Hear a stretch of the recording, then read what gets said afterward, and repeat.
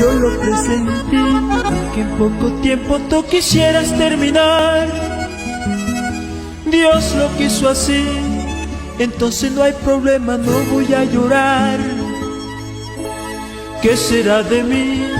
¿O acaso soy el prisionero de un error que vivió de ti y que tú solo le rompiste el corazón?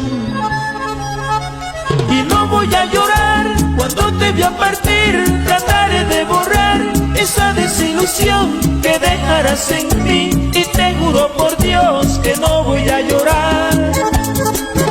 Si te quieres marchar, yo no voy a impedir tus sueños de volar a un mundo más feliz, con nubes de cristal, dejando lo que yo guardaba para ti.